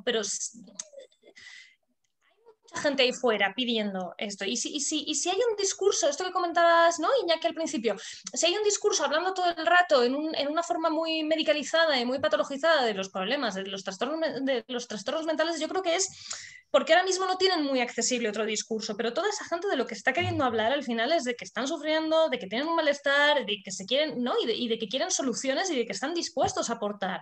Es verdad que y también es verdad que es rentable políticamente ahora poner sobre la mesa la falta de, ¿no? Que es verdad, la falta de profesionales, la infrafinanciación y tal, pero hay un discurso social pidiendo más redes, pidiendo más apoyo, pidiendo, bueno, señalando que la forma de vida que nos plantea el capitalismo tardío es invivible, ¿no? Entonces creo que tenemos que subirnos a eso y creo que tenemos que apostar por el modelo comunitario más que nunca, que evidentemente muchas instituciones y la administración y los gobiernos muchas veces no van con eso, desde luego, pero es que nos va la vida en ello, no ya como profesionales y como sistemas de salud, ¿no? Y como redes de salud mental, no como profesionales sanitarios, nos va como ciudadanos, ¿no? Entonces, yo creo que parte de ahí, parte de exigir a las administraciones volver a apostar por el modelo comunitario, pero un paso más allá de lo que se ha hecho. Por ejemplo, yo creo que un error, por lo menos en la Comunidad de Madrid, pero que yo creo que es extensible a todo el Estado, es que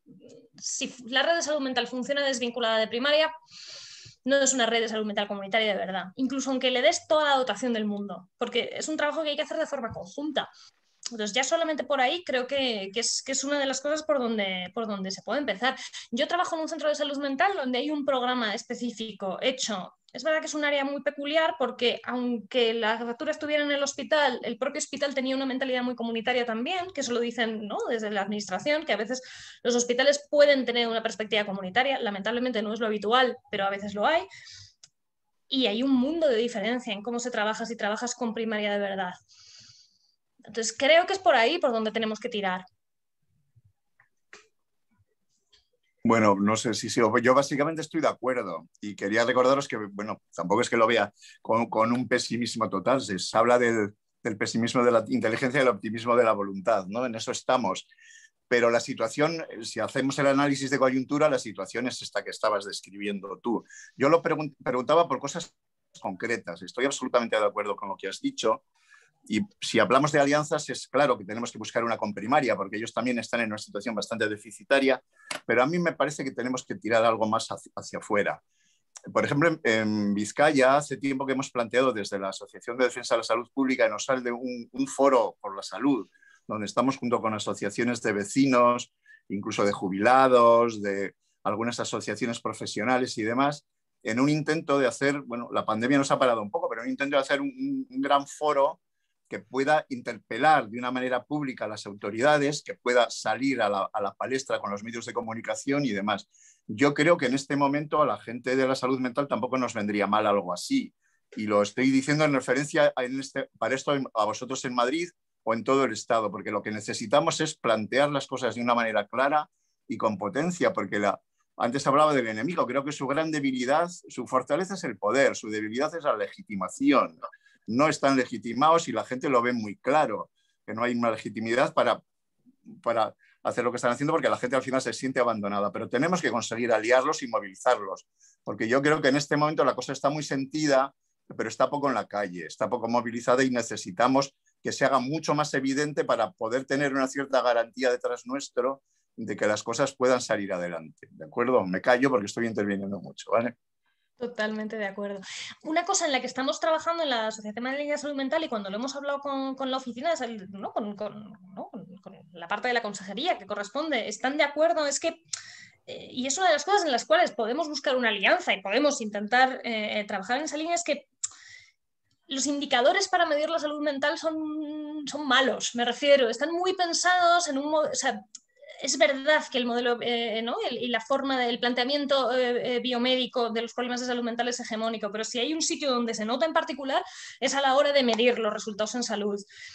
Y es difícil desde ahí encontrar buenos indicadores que digan, no, es que igual necesitamos muchas más asociaciones de vecinos en vez de tantos inyectables, ¿no? o tantos fármacos o incluso tantas técnicas psicoterapéuticas aplicadas en tal sitio. Necesitamos redes vecinales, necesitamos proyectos contra la soledad no deseada, necesitamos otra serie de cosas que no están midiéndose bien, ¿no? Y esa es una de las cosas que a lo mejor desde lo técnico también hay que acercarle a la población, ¿no? Esos datos, esa forma de entender la salud mental de una forma menos medicalizadora y patologizadora. Esa es otra de las cosas que tenemos por delante. Muy bien. Hay una pregunta de Mario Soler que dice, se han mencionado ratios de psicólogos. ¿Se puede hablar de ratios de psicólogos y psiquiatras en nuestro Sistema Nacional de Salud eficientes, no medicalizadores ni psicologizadores? No pone para quién, ¿vale? Yo, por alusiones, en esto que os decía, si os acordáis de que el último plan de salud mental de la Comunidad de Madrid rompía un poquito la tendencia porque empezaba a contratar los profesionales que tienen una ratio clarísimamente peor, que no son ni psicólogas ni psiquiatras, sino son enfermeras y trabajadoras sociales, sin las cuales, de verdad, la atención a las personas con diagnóstico de trastorno mental grave sin trabajadoras sociales y sin enfermeras no se puede hacer. ¿Vale? Entonces, esa ratio es terrible. La de psiquiatras y psicólogas, clarísimamente inferior a la que deberían, pero es que la de enfermeras y trabajadoras sociales, y no nos ponemos ya en educadoras, terapeutas ocupacionales, etcétera, es dramática. Entonces, es en todas las profesiones, y eso es una de las cosas que pedimos, en las que insistimos, ¿no? Que los perfiles profesionales con los que se refuerza la salud mental tienen que tener también ese planteamiento comunitario. Muy bien. Mario... Perdón, ¿sí? yo iba a intervenir aquí, ¿Sí? aunque Sí, es sí, parecido... sí, Rebeca. Perdona, Carmen, sí, en realidad iba a decir que en la línea de lo que ha planteado Marta antes, a lo mejor lo que hay que plantearse es desarrollar actuaciones no solo sobre las personas, sino también sobre los contextos o los entornos, y sería una forma precisamente de aterrizar esa posibilidad comunitaria sin personalizar, ya no digo solo medicalizar o patologizar, sino entender que somos personas todo el rato en contextos y en entornos con los que nos vamos a relacionar y que van a suponer, pues eso, círculos viciosos o virtuosos en función de en qué nos enfoquemos, ¿no? Y que yo creo que por ahí va la clave para salir del modelo biomédico. Sí, y por aportar algunas cifras con lo de los ratios, yo creo que es importante que nos situemos con que los ratios de psicólogos y psicólogas en el ámbito español son como 1/3 de los ratios europeos de los países ricos, porque a veces se habla con trampa de la Europa en su conjunto y claro, pues ahí se aparece Eslovaquia, Eslovenia, o sea, países muy pequeñitos y muy pobres que tienen poco que ver con lo que nosotros deseamos. Pero si vamos a los psiquiatras es quizá lo más cercano a esos países de la Europa más desarrollada, aunque todavía nos llevan varios puntos de ventaja, nos llevan como 3 puntos de ventaja esos países ricos. Y en enfermería la diferencia es más brutal, es como 3 veces más. Quiero decir, por ejemplo, serían 30 y tantas enfermeras en los países ricos, cuando aquí rondan las 10 enfermeras por 100.000 habitantes. Ya no digamos lo que tiene que ver con los profesionales del trabajo social o de la educación social, donde nos sacan 50 o 100 veces la ventaja. Claro, porque hay una cultura de trabajar en lo social, cosa que aquí no existe. O sea, en estos momentos, para dar una cifra, y termino con esto, Grecia, que es un país pobre, tiene 50 y tantos trabajadores sociales por 100.000 habitantes.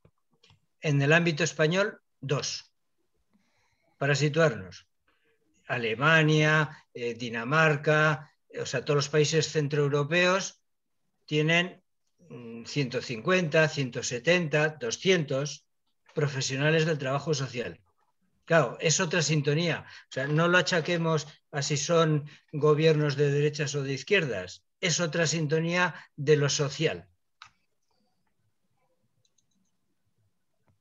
Y a la vez es paradójico, Iñaki, porque otro dato, y sin querer abrumar con esto, por cada 100 euros que se invierte, que se gasta en sanidad en nuestro país, van dedicados a salud mental 5,5.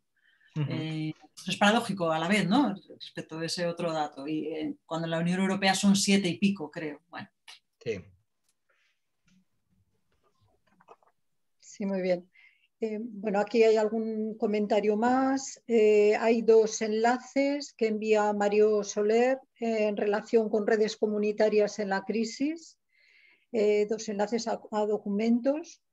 Y hay una cuestión que plantea Margarita Martín, que dice que está de acuerdo con la expresión de la importancia de acompañar y de escuchar donde hay sufrimiento, aunque se choca muchas veces con el muro de la desigualdad de muy difícil solución. Y luego hay una intervención de Antonio Tari que Antonio, ¿quieres la palabra para explicar esto?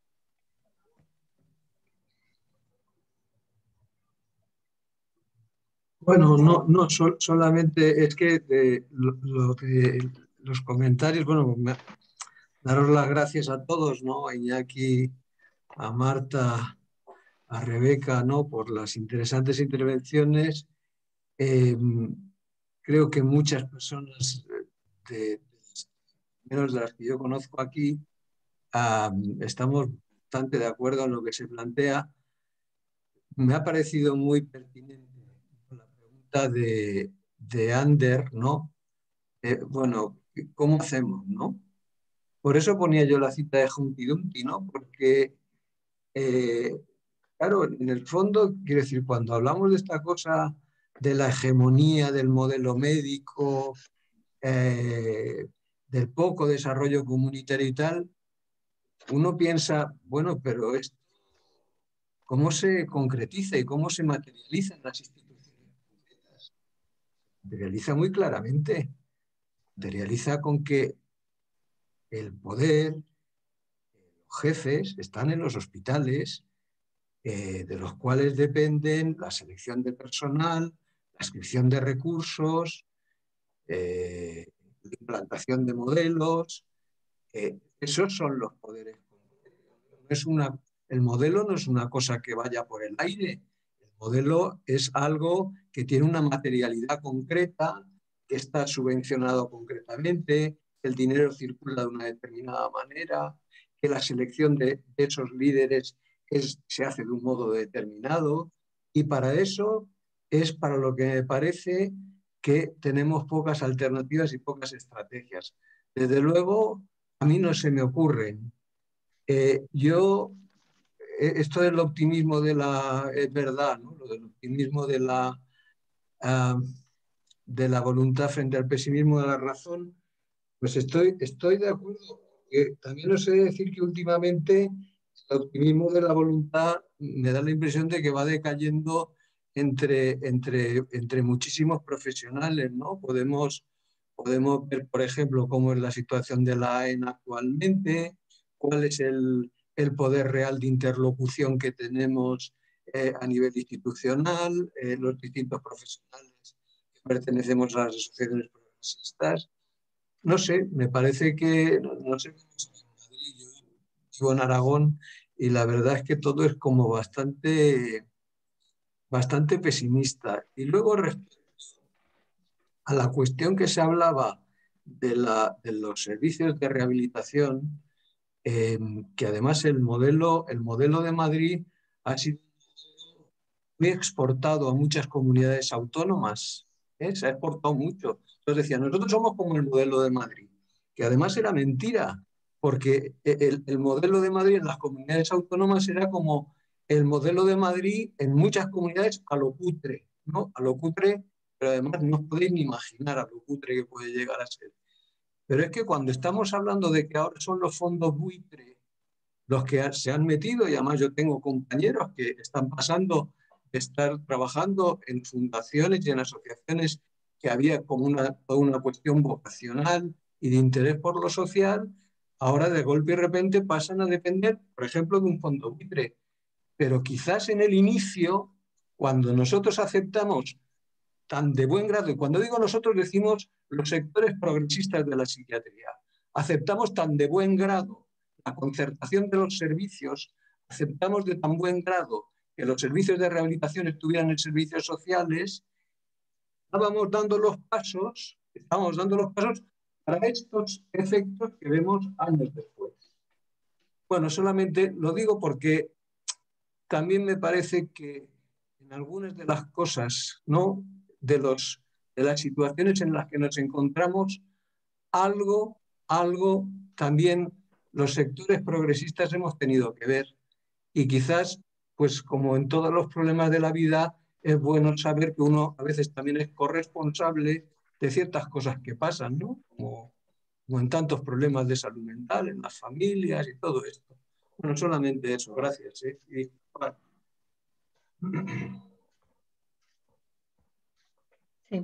Gracias, Antonio. ¿Hay algún comentario que queréis hacer sobre esto? Sí, he hablado mucho ya, pero... Marta. Sí. Bueno, o sea, comparto lo que dice Antonio, y es verdad que la situación, pues sí, se puede mirar así, pero no sé, a mí es que con el tema de lo de rehabilitación, ¿no? De la red de rehabilitación y que aparezcan fondos buitre. Pues mira, a mí es que me pasa como con lo del régimen del 78, que yo ni había nacido, ¿no? Cuando se hizo el referéndum. Entonces, yo cuando se concertó y cuando nació la red de rehabilitación en ese modelo que habéis exportado, que ya lo siento, con perdón, y yo es que estaba en el colegio cuando pasó eso. Entonces, en ese sentido tengo cero culpa, con lo cual muchos profesionales hemos llegado con esto ya cocinado y ya vendido. Totalmente de acuerdo en que hay que ver, pero también hay que mirar hacia adelante y decir, mira, se hiciera por lo que se hiciera, probablemente con las mejores intenciones del mundo. Si no ha salido bien, habrá que hacer otra cosa diferente. Porque también a veces creo que o sea, estamos en una situación difícil en la que estamos peleando contra viento y marea y ese tipo de reflexión, entendiendo la parte constructiva que tiene y comprándola a tope, ¿vale? También creo que corre el riesgo ¿no? Como de desesperanzarnos excesivamente. Entonces, ya es suficientemente hostil la situación pues, del capitalismo tardío que decía, de la cual no tenemos responsabilidad ninguno de los aquí presentes, pues lo hicimos mal en su momento, aceptamos cosas por las que luego en realidad vimos que habíamos firmado una trampa mortal. Bueno, pues es el momento de renovarlo y de firmar otra cosa.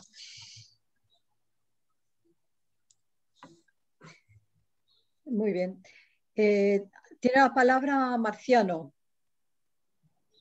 Sí, yo quería comentar un poco esto último que se ha dicho, ¿no? Yo creo que esto no es para nada específico en la salud mental, ¿no? Es decir, yo creo que desde hace bastante tiempo en la estrategia de privatización del sistema sanitario en España, de todos los sistemas sanitarios del mundo, ¿no? Porque esto empezó realmente fundamentalmente en el Reino Unido, la estrategia ha sido el utilizar pasos intermedios para que se pudiera fomentar y facilitar la privatización. Y un paso intermedio era el delegar o concertar servicios con entidades sin ánimo de lucro, ¿no? Entre comillas, entidades que, por un lado, quitaban responsabilidad al Estado, al gobierno, a las administraciones públicas en la gestión, la traspasaban a otras empresas que se suponía que no tenían ningún interés fuera de hacer bien las cosas, ¿no? Y en realidad eso ha sido el paso intermedio para que esas entidades sin ánimo de lucro acaben cayendo en manos de entidades que sí tienen ánimo de lucro, ¿no? Es decir, bueno, en Madrid, la gente que es de Madrid, y bueno, imagino que mucha gente más, pues conoce, por ejemplo, el caso de la Fundación Jiménez Díaz, ¿no? Inicialmente era una entidad supuestamente sin ánimo de lucro, pero se le acabó cediendo toda una serie de atribuciones como si fuese un hospital de la red pública y luego esa entidad acabó en manos de una unidad temporal de empresas que al final acabó en manos de Capio y luego de Fresenius Helios, ¿no? Helios, que como imagino que casi todos sabéis es una gran multinacional de un fondo de pensiones alemán, ¿no? Eso ya lo hizo en el Servicio Nacional de Salud en el Reino Unido, ya se hizo de la misma manera, ¿no? Es decir, privatizar de una manera inmediata es muy complicado porque crea mucho rechazo social y profesional. Utilizar situaciones intermedias pues puede favorecer el que haya gente que entienda que pueda incluso ser un paso positivo en la medida en que se desburocratiza el sistema, ¿no? Es decir, cae en manos de entidades que son menos burocráticas, más ágiles, más flexibles, estas cosas que se dicen, ¿no? Pero que en realidad al final lo que favorecen es el traspaso hacia entidades con ánimo de lucro, donde lo que funciona fundamentalmente es la rentabilidad económica y un interés del capitalismo, ¿no? Bueno, como ha dicho muy bien Marta, ¿no? De nada vale flagelarse sobre lo que ya sucedió, ¿no? Sino, bueno, tiene sacar la la experiencia de que evidentemente hay cosas que no se hicieron bien, pero nadie lo hace todo bien, ¿no?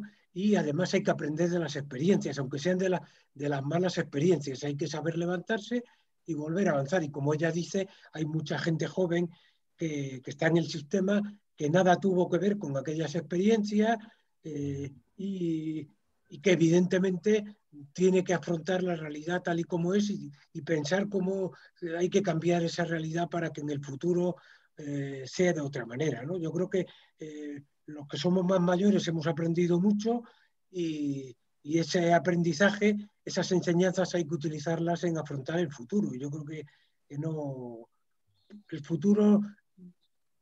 Yo viví la época del franquismo, bueno, como alguna gente quizás de los que estáis aquí, pocos y pocas, y las cosas entonces eran significativamente peor y hubo un gran cambio y una gran transformación en positivo y eso es lo que tenemos que entender, ¿no? Es decir, podemos transformar el sistema de una manera muy importante siempre y cuando trabajemos para ello y creemos las condiciones para que eso sea posible, ¿no?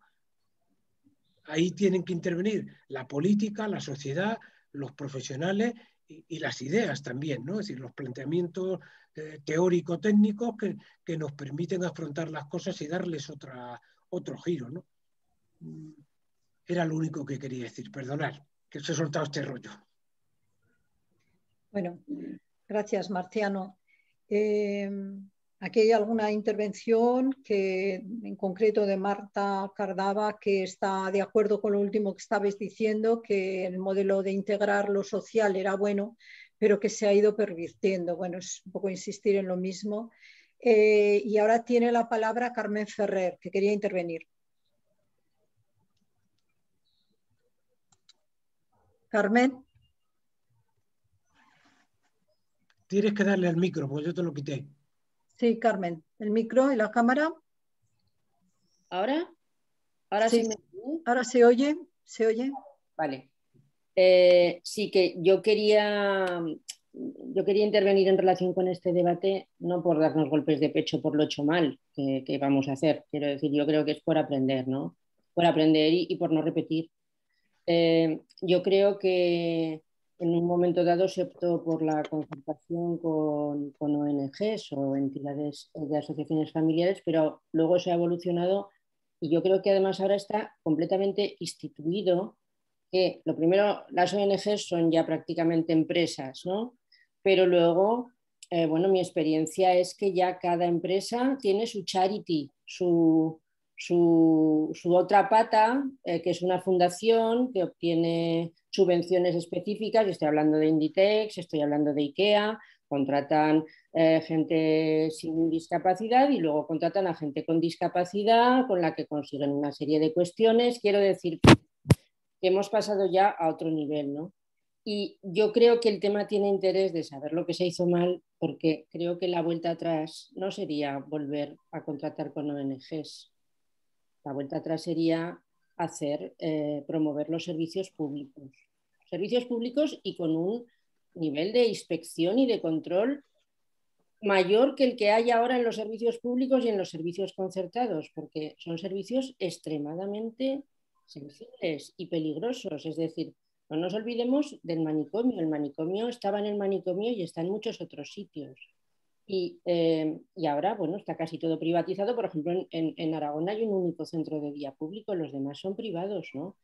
Pero a mí me preocupan especialmente los lugares de internamiento. Y cuando digo internamiento, digo las UMES, las ULES, las residencias y los pisos. Yo lo pienso muchas veces, yo gestiono programas de pisos y tengo relación con los concertados. Y cuando un usuario está descontento con el trato que se le da en un centro de día, deja de ir al centro de día y ya está, se acabó.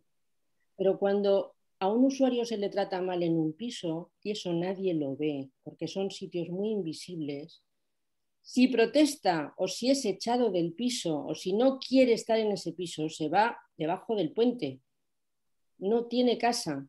Entonces, el grado de sumisión, de vulnerabilidad, de indefensión que se tiene en los sitios en los que se institucionaliza la gente es mucho más alto que en los recursos ambulatorios, y eso lo tenemos que tener muy presente porque se están creando verdaderos nichos de indefensión.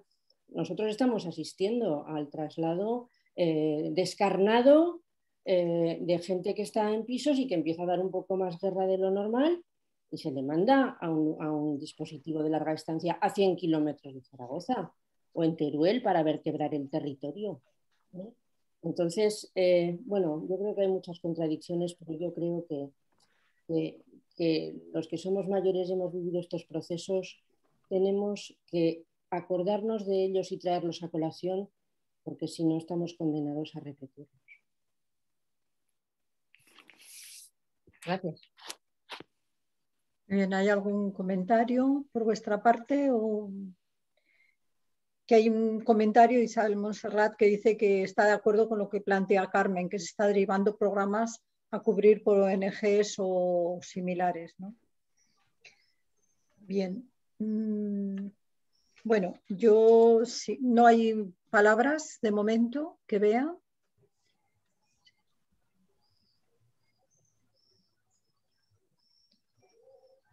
Bueno, dice Mario, siguiendo con lo mismo, dice sí servicios públicos y también participación comunitaria y empoderamiento de asociaciones y ciudadanos para abordar sus problemas de salud. Sí entiendo que para promoverlo puede tener un papel las ONGs, tratando de garantizar perversiones como empresas de fondos buitre y similares. ¿Se entiende? Tratando de impedir estas perversiones como empresas de fondos buitre y similares. Eso es lo que dice Mario. A mí me interesaría, en relación con la necesidad de reforzar la salud pública en la pandemia, se habla de la necesidad de potenciar equipos multidisciplinares que hagan diseños de actuaciones en esta materia, diseños para actuar en salud pública. ¿Y pensáis cuál sería el papel de la salud mental en estos equipos multidisciplinares que ojalá se pudieran poner en marcha para diseñar estas políticas? Porque, claro, todo el mundo coincide que la pandemia no se queda aquí. La pandemia va a seguir, puede haber otras. Entonces, yo creo que puede ser un papel importante, pero ¿cuál creéis vosotros que podría ser ese papel?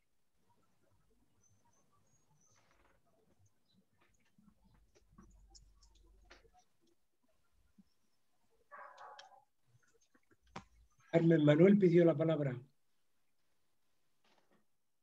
Sí. Y yo iba a decir que no sé si te he entendido, Carmen, porque has preguntado Sí. perdona, no sé si te he entendido la pregunta, que qué papel consideramos que tendrían, sí, que habría que tener, que tendría que tener la salud mental en las... ¿Qué podría aportar? ¿Qué podría aportar la salud mental y cómo en el tema de los diseños de actuaciones de salud pública, en materia de salud pública, se habla de la necesidad de que hubiera equipos multidisciplinares de distintos profesionales y de distintas visiones, ¿no? Y se habla de, claro, la salud mental podría ser bastante importante a la hora de diseñar esas estrategias en materia de el conjunto, ¿no? de los equipos estos multidisciplinares, cómo abundaría la salud mental en un diseño de salud pública en relación con esta pandemia y con otras pandemias. O sea, ¿qué puntos más importantes podría plantear salud mental para que se hiciera un diseño de salud pública de las pandemias, ¿no? Bueno, si queréis damos la palabra a Manuel. Bueno, por contestar esto que decías, sí, Carmen, sí, justo el libro que estamos preparando en la ADEN sobre salud pública y salud mental va un poco de esto, en realidad. Y todo el rato lo estamos coordinando entre profesionales de salud mental y salubristas, y todo el rato está la discusión que nadie tiene clara de si tiene que haber intervenciones específicas de salud mental o no, porque todo lo que se haga específico de salud mental a la hora de prevenir tiene un potencial patologizador y un potencial iatrógeno importante que hay que tener en cuenta, ¿no? Entonces, pues por ejemplo, estas campañas que se han hecho en algunos países de prevención de la psicosis en infanto-juvenil, yendo a institutos, detectando adolescentes para darles medicación lo antes posible, ¿no? Que es un modelo de prevención que no es ni de lejos el que queremos. Frente a otro tipo de intervenciones que puedan, que creemos que tienen un impacto indirecto pero muy alto en la salud mental, como pueda ser una renta básica universal o como pueda ser ¿no? el asegurar unos ingresos y el asegurar unas condiciones de vivienda, por ejemplo, para que si pasan cosas como lo que ha comentado Carmen Ferrer antes, que me parece importantísimo, de si en determinado momento las redes de atención a la salud mental están remanicomializándose, no solo en las largas estancias, sino en los pisos, pues que nadie atendido ahí se quede sin alternativa habitacional, ¿no? Digamos que las intervenciones que a nivel poblacional pueden mejorar la salud mental a veces son muy indirectas, ¿no? Entonces, bueno, tenemos bastante debate, ¿eh? Y de hecho, pues eso, el libro entero al final va a ir sobre esa discusión, pero hay que tener cuidado eso, con que a veces las intervenciones hechas muy específicas tienen un sesgo patologizador que puede ser complicado. Muy bien, Manuel, ¿tienes la palabra? Bueno, pues se me escucha, ¿verdad? ¿Se me escucha? ¿Verdad? Sí, sí. Simplemente, bueno, se planteaba en fin, qué instrumentos poner en marcha para abordar este problema, ¿no? De el malestar, la salud mental, en relación con que bueno, que como decía Iñaki, aquí están interviniendo diferentes determinantes sobre la salud y entre ellos pues están la problemática social, la problemática de salud pública, la atención primaria, la atención hospitalaria, los dispositivos de salud mental comunitaria. Yo creo que hay un instrumento que desgraciadamente se ha abandonado, que son las áreas de salud como un instrumento organizativo en el que se permite gestionar, coordinar la actuación de pues, todos estos servicios, ¿no? Yo creo que sin que tengamos unas áreas de salud dotadas de instrumentos de gestión y de participación, no solamente del sector sanitario, sino de atención sanitaria, sino de salud pública o de los mismos ayuntamientos y otro tipo de organizaciones que pueden intervenir sobre los determinantes, ¿no? Pues como trabajadores sociales, lucha contra la pobreza y la marginación. Yo creo que el problema de las áreas de salud sigue todavía sin formar parte de las alternativas para abordar, en fin, el problema de la pandemia, que tiene como derivada el problema de la salud mental, nada más. A ver, a mí me gustaría comentar un poquito sin tener una respuesta clara. Bueno, de entrada me parece que la salud mental requiere mucho cambio dentro de la propia salud mental, o dicho de otro modo, también dentro de la psiquiatría y dentro de la propia psicología. Dicho eso, dices, bueno, desde nuestro lado con frecuencia decimos que es la especialidad pobre. Habría que ir todavía mucho más allá. No queremos que no no sea una especialidad pobre, sino que no sea una especialidad especial. Una especialidad que recoge todo lo marginal, que recoge todo lo que tiene que ver con la vida.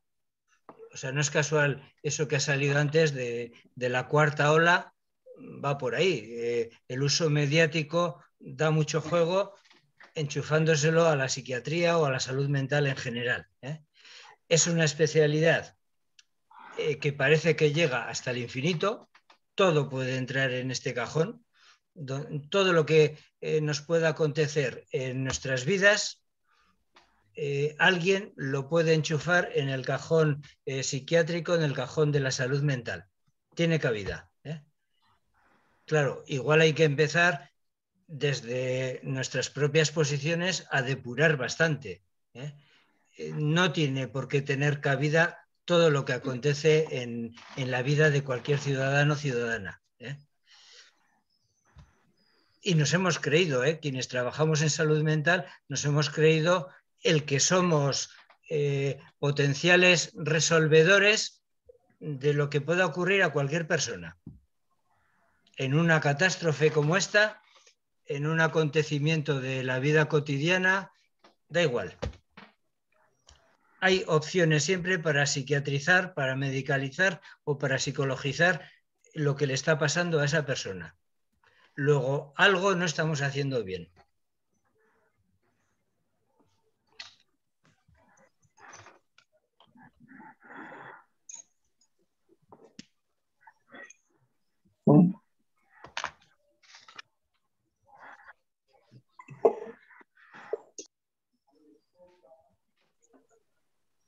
¿Alguien quiere hacer alguna aportación más? No veo que haya ningún comentario en el chat ni ninguna pregunta. ¿Puedo decir ¿Antonio? una cosa? Sí, Antonio. No, se me ocurría a raíz de las interesantes palabras de Iñaki. Bueno, desde esta cuestión así como de un cierto pesimismo, que ya lo siento, pero me da la impresión de que quizás una de las cosas que quizás podríamos hacer es que las propuestas que nosotros dirigiéramos a las autoridades respecto a qué hacer con la problemática del sufrimiento que la gente, que las personas pueden tener por causa de esta sindemia que no pandemia, seguramente debería agrupar, basándonos en lo que dice Iñaki, a profesionales de distintas áreas en las que no tendrían por qué predominar ni los psiquiatras, ni los psicólogos, ni a lo mejor ni incluso los médicos. Es decir, que si se piensa hacer una propuesta de cómo abordar el sufrimiento, pues igual tendrían que intervenir antropólogos, sociólogos, filósofos, urbanistas, algún psiquiatra a lo mejor estaría bien, varios psicólogos, no sé si algún trabajador. En fin, digo, ¿no? Porque si lo que dice Iñaki plantea, si lo que plantea Iñaki, que a mí me parece una cosa muy interesante, el modo de evitar que eso se reduzca y que eso se medicalice y que eso se psicologice, implicaría que el diseño de intervención fuera un diseño articulado, en todo caso, por profesionales diversos, por miembros de las plataformas ciudadanas, ¿no? Me parece que por ahí esa podría ser una propuesta, en vez de aceptar fácilmente estas propuestas que nos hace la Administración de vamos a juntar 3 o 4 psiquiatras y psicólogos y que nos hagan un plan de prevención de la salud mental para el COVID o para el suicidio o para no se sabe qué, ¿no? No sé, se me ocurría por ahí. Yo estoy totalmente de acuerdo con esa opción alternativa, ese multiprofesionalismo de gentes que tienen mucho que decir y que habitualmente se les considera poco en el ámbito social y en el ámbito sanitario. Me sumo y además quiero destacar, Antonio, que la idea de abrir a todo lo que supone reflexión desde lo filosófico, desde lo antropológico, es esencial y a lo mejor esto permitía además un cambio de enfoque, ¿no? Estamos hablando todo el rato de malestar y podríamos en esa idea multidisciplinar y buscando ese cambio total, un cambio de foco y hablar del bienestar, de trabajar por el florecimiento de personas, pero también de organizaciones, de contextos, y eso es un cambio importante en el sentido de dejar de pensar en la carencia, en lo patológico, en lo que no tenemos, ¿no? Y empezar a pensar en lo que sí tienen todas las personas, independientemente de los cuadros y trastornos, potencialidades, fortalezas, etcétera. Y eso sería un revulsivo también que acabaría, yo creo, con muchos de los, permitirme de llamar así, chiringuitos montados alrededor de esto, ¿no? Porque ahí estamos todos y todas y eso lo tenemos y eso se puede entrenar y además hasta siendo muy, muy mayores, ¿no? Independientemente de lo que nos digan algunas teorías clásicas sobre la personalidad, etc. Entonces, bueno, un cambio de enfoque hacia el bienestar que, no sé, que pueda recordarnos a todos, ¿no? No solo, o sea, y entonces meter en salud mental no solo a las personas con diagnósticos, sino a las personas que simplemente quieren estar mejor o ser más felices, ¿no? Bueno, esto sería todo un desarrollo también muy largo, pero bueno, por ir terminando con algo esperanzador e inspirador.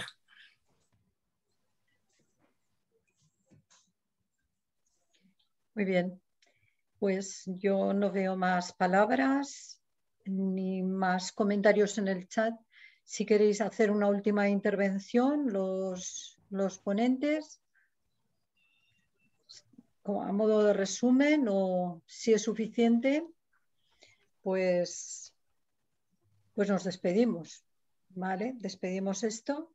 Decir que el día 29, también a las 18:30, será la próxima sesión y que se va a hablar sobre los poderes mundiales en las políticas de salud. ¿De acuerdo? Pues nada más. Muchísimas gracias a todos los asistentes, especialmente a los intervinientes y hasta la próxima. Muchas gracias. Gracias a la Federación y a quienes han estado escuchando también. Eso es. Saludos. Chao.